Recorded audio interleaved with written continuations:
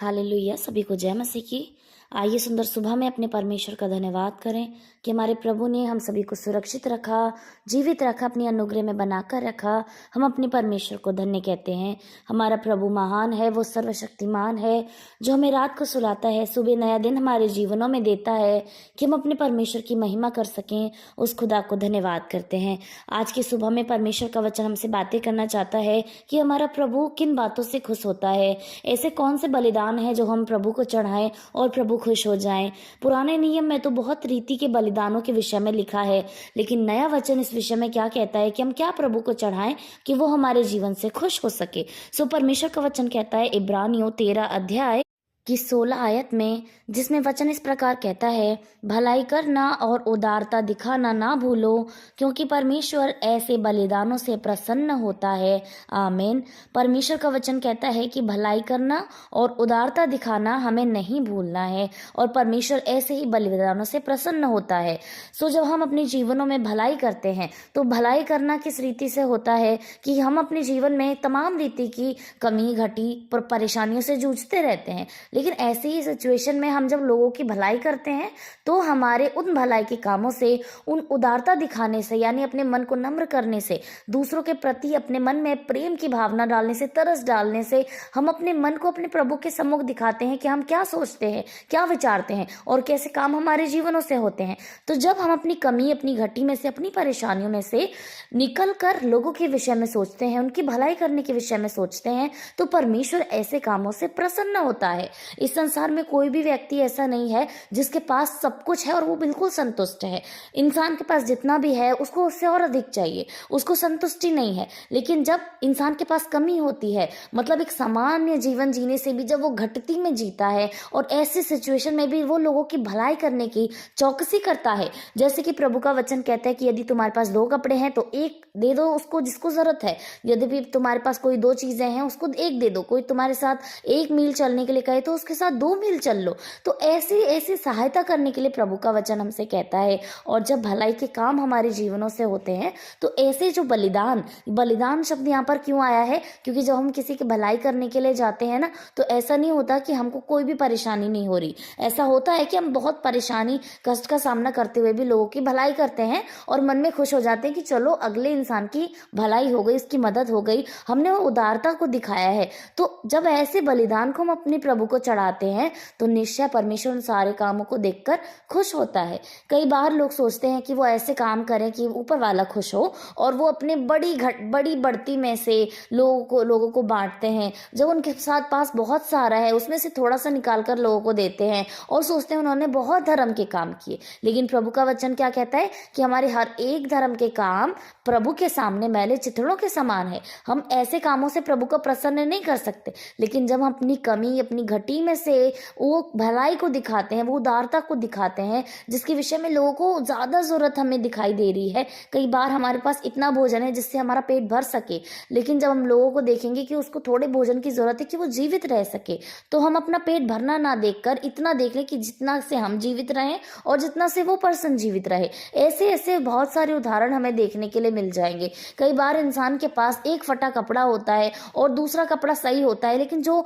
जिसके पास बिल्कुल भी नहीं है, यद्यपि हम उसको देखेंगे तो परमेश्वर हमको देखेगा। और हमने वो बलिदान चढ़ाया है, हमने अपनी घटती में से उसको दिया है। जैसे विधवा ने जब वो अपना दान डाल रही थी तो उसके पास जितना कुछ था उसने सब कुछ दे दिया था। तो प्रभु यीशु मसीह ने कहा कि सभी ने अपनी बढ़ती में से दिया है, लेकिन इसने जो कुछ इसके पास था वो सब कुछ दे दिया है। प्रभु ने सबसे उत्तम दान उसका बताया था। वैसे ही जब हम भलाई की चेष्टा करते हैं, भलाई के अंदर सिर्फ पैसा ही नहीं आता, वस्तुएं ही नहीं आती। कई बार हम कई बार परेशानी से जूझ रहे होते हैं, बीमारी से जूझ रहे होते हैं और हम लगातार खुद के लिए प्रार्थनाएं कर रहे होते हैं, हमारी वो समस्या नहीं हटती। लेकिन यद्यपि जब हम दूसरे के लिए प्रार्थना करते हैं और जब वो चंगा होता है तो निश्चय हम अपनी बुराई को, अपनी बीमारी को, अपने दर्द को भूल जाते हैं। वो क्या कर रहे हैं? भलाई कर रहे हैं, हमने उसके लिए प्रार्थना किया है। तो हम ऐसे उसके नहीं कहें कि मेरा तो ठीक नहीं हो रहा, मैं तेरे लिए क्या प्रार्थना करूं।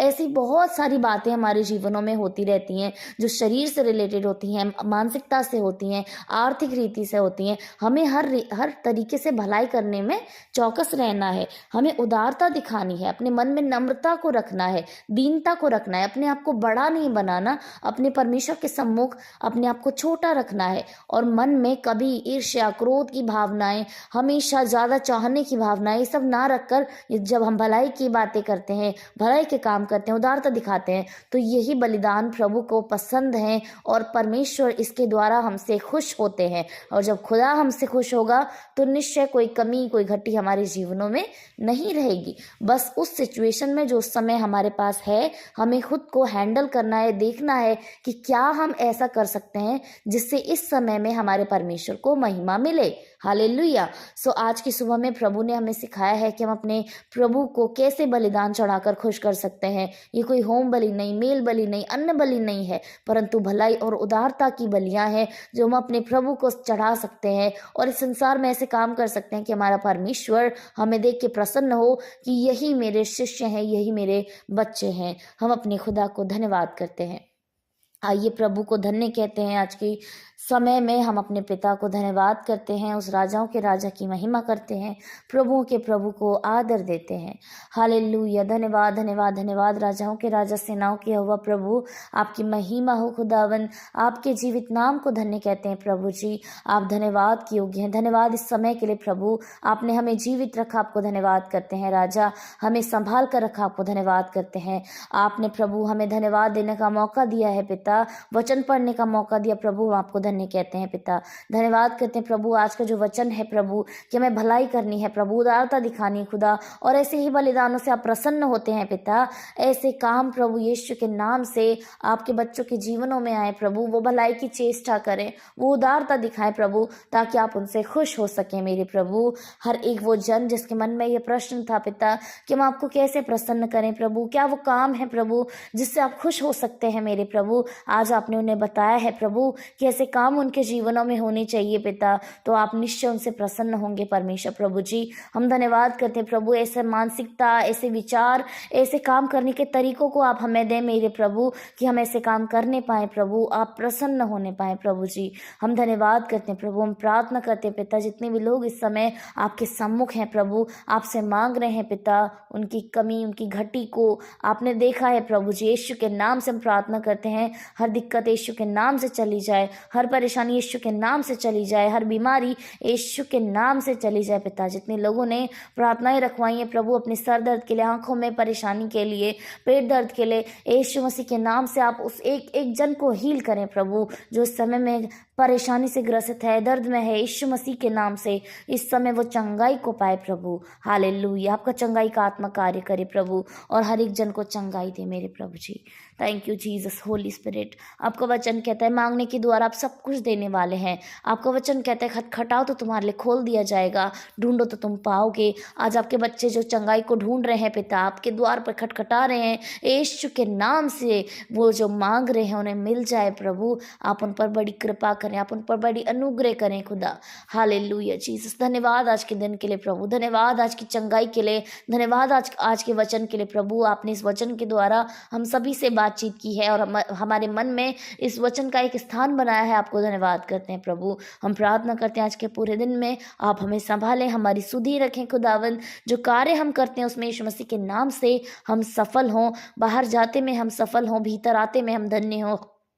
आप हमारी रक्षा, हमारी हिफाजत करें, शैतान के चाल जाल, बुराई चतुराई से आप हमें सुरक्षित रखें प्रभु। धन्यवाद करते हैं प्रभु, सारी बातों के लिए आपको धन्य कहते हैं, सारी महिमा, सारा आदर आपको देते हैं। यीशु मसीह के नाम से इस प्रार्थना को मांगते हैं, सुने और ग्रहण करें। आमीन, आमीन और आमीन।